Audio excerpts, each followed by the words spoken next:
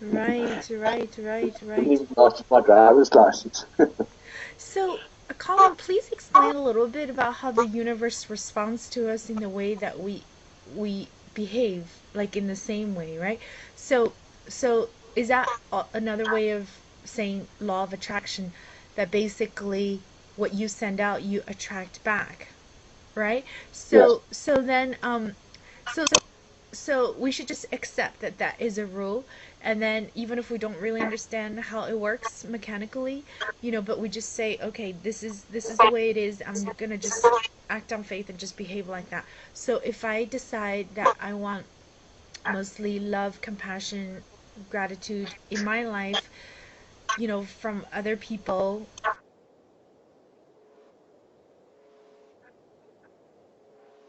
Yeah. Thing is, you must give that to yourself first, and that changes your behavior. So your behavior to yourself is kind. I love myself, Kathy. So what am I going to do with myself today? And how can I bless myself today? How can I give into myself that which I really feel inside of me? Right. So it becomes less of a world where I'm there to please other people. Yeah. I'm there to please me. It's like having a storeroom. If you don't have love stored in that storeroom, you can't give it. You can't give what you don't have. Right. So if you're storing that memory within yourself of self-love, hey, Kat, what are we going to do with you today? Right. I said, Colin, okay, how are you feeling inside, Carl? What's happening inside? Well, I've had a good sleep, but I'm feeling a bit out of sorts here today. So how can I change that out of sorts thing and put me back into alignment with myself so that I have something to offer to other Hmm. people? Because if I don't have it, I can't give it away. If I continue to go through the rest of the day with that out of sorts experience, then that's what I'm going to give to other people. I'm going to argue and be fatness with them, I'm not fatness with the fracturous with other people. So it's that self awareness of how am I today? First thing I wake up, how am I today? Let me get into that heart space of joy and kindness and love and peace and say, that's what I want to experience today. So I give it to me. And I give it to me by living in a way that other people interpret that. They see that I'm in harmony and peace with myself, and I'll smile at them. And, if I can help them in any way, if I'm at a traffic light and somebody breaks down, I'll get out of my car and go and see what's wrong with their car and help them to sort their problem out. And I haven't done it for them, I've done it for me. Because the universe, as I told you, is a more of thing. It creates more of. It doesn't understand less of. The universe just doesn't understand that. It's not built into the universal program. It's humans that create that less of experience. So if you create more of whatever you want to experience, that's what you'll experience. The universe will give you more of. It will never give you less of because it's not that kind of universe. It's humans that deny themselves that experience of more of that, is the problem.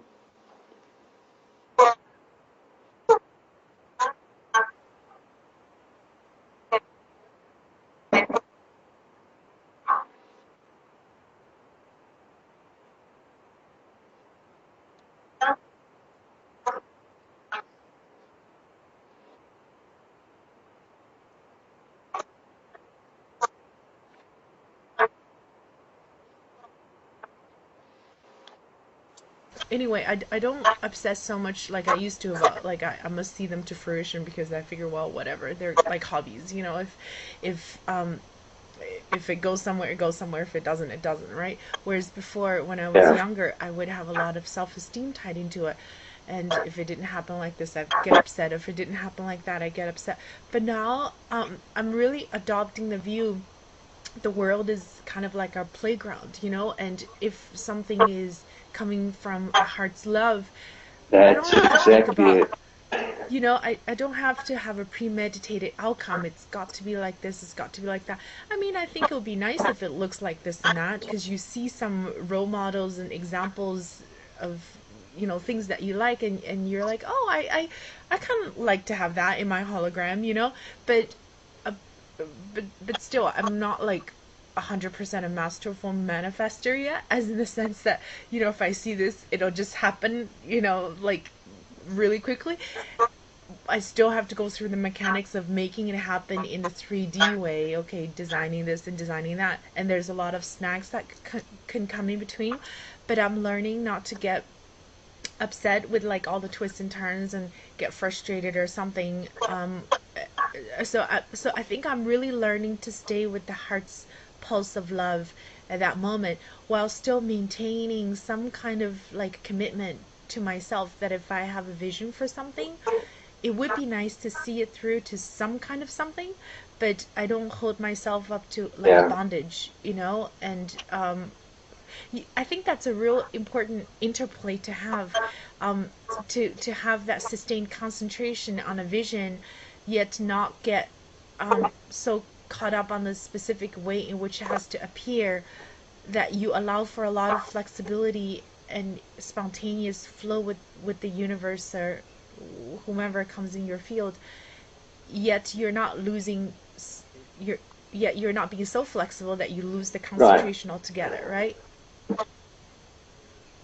I think that is like really a Yeah, skill, but you know you know. what I've tried to do tonight is just to explain the mechanics of it, because when I first started, I didn't understand the mechanics of it. So, and then I asked me, Yeah. explained it to me, and then I sort of, okay, so you mean if I have thoughts and feelings, and I choose which thoughts and feelings I want to experience, and then I behave in that way, that's what I'm going to get more of. I said, that's it. Simple. Okay. Okay, let's see. Can we have like, can we do some role play and do some examples? Because I want to get better at this, you know? It just sounds like such magic if somebody got Yeah, it. sure. Okay, can we do that, Colin? Okay, so I like to,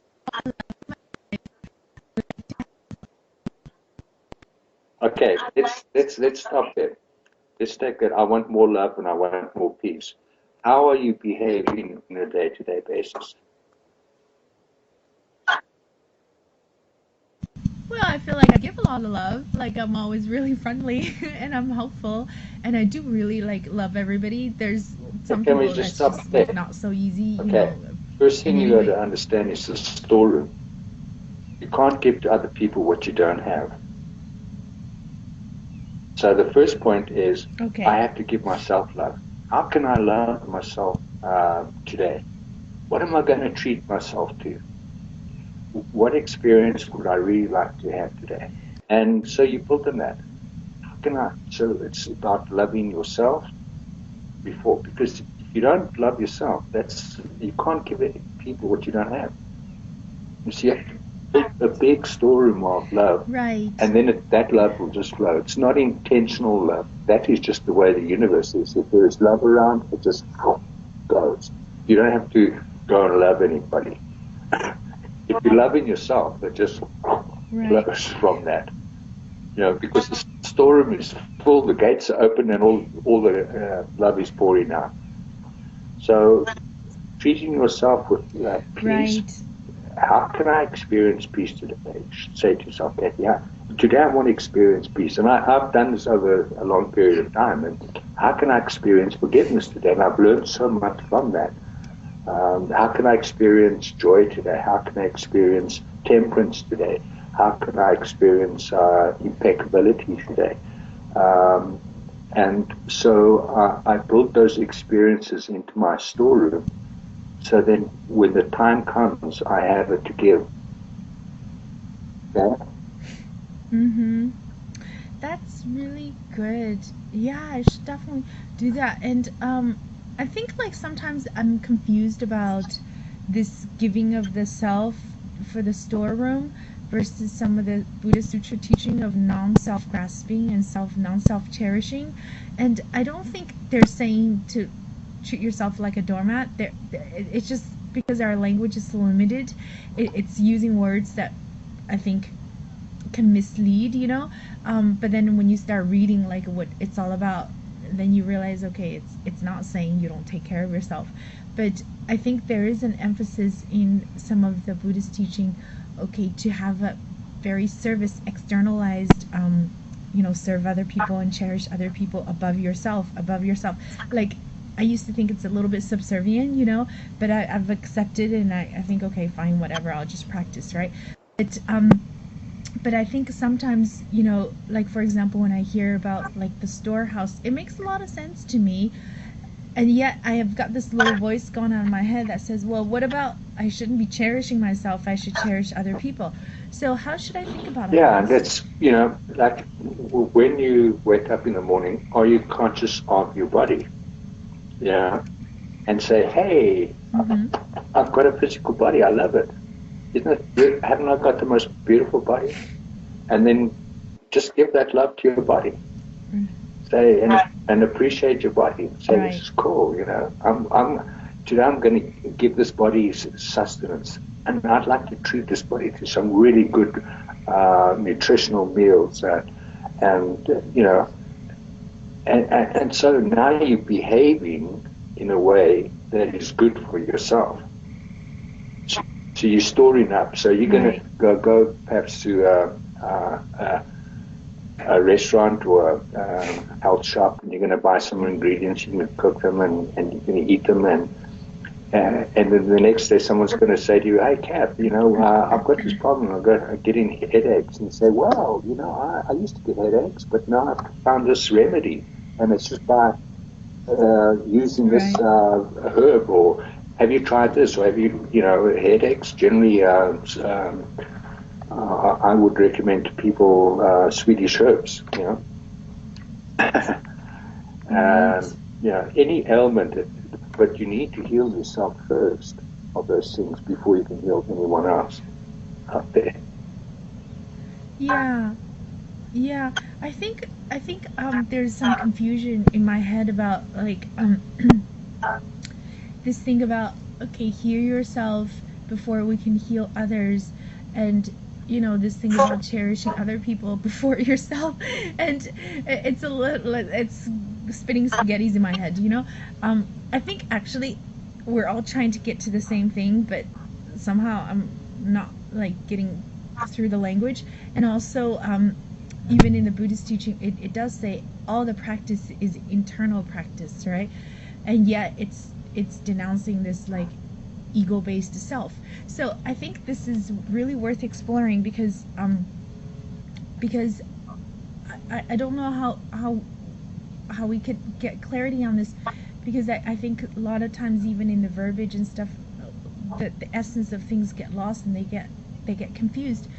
Um, what we're saying here is that if we want to benefit all beings, it's an inward journey. We actually have to learn how to benefit ourselves. But then this is not the same thing as an ego-based self, like you're feeding this ego or something, because that actually Yeah, shoots you down, right? So maybe the whole thing is it's getting into the tantric aspect of Buddhism.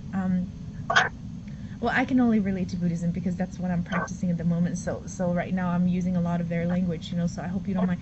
But the whole point is that in the tantric aspect of Buddhism, it starts to get into the essence of actually making offerings to yourself, and all of that self-based, internal-based offering as actually the ultimate salvage to help all living beings. And this is such like I want to say paradox, but I feel like it's not the right word. It's almost like we have to the way to get out of the ego is to actually realize that you're much bigger than the ego, but then following that, you must start treating yourself like the much bigger ego that you are, the God source and the Buddha ego. And by actually treating yourself extremely well on that yeah, basis, you actually wind up transcending your yeah, ego. So the whole point is a lot of people want to treat themselves really well, but they take a protective action to their ego, and they're just treating the wrong basis of themselves is maybe a better way to say it. Like, because I think everybody wants to be happy and wants to treat themselves well, but I think in Buddhism it's saying that the self that they're trying to treat well of is actually an extremely limited, diluted basis, which is the identification with just the ordinary self. I know we talked about you have to take care of your body, but what it's trying to say is your body's going to die anyway. So take care of it while it's here, but don't get obsessed about it. Also, so it's really trying to get us to impute a different self that is like a Buddha self and the God Source self. But once you impute that, you have to be extra, extra, extra nice to it by treating it with love and compassion and all of that. And when you have all of that, then you could give all of that to other people, right? So there's all these different layers of concepts and words. It's not so easy to explain, you know? Yeah, if I could expand on that a little bit, the ego is that part of the self, that part of the souls that observes the external world. Yeah. Now that's quite a difficult one to get your head around. That the ego self is very, very important, because you cannot not observe the external world. If you were not observing the external world, you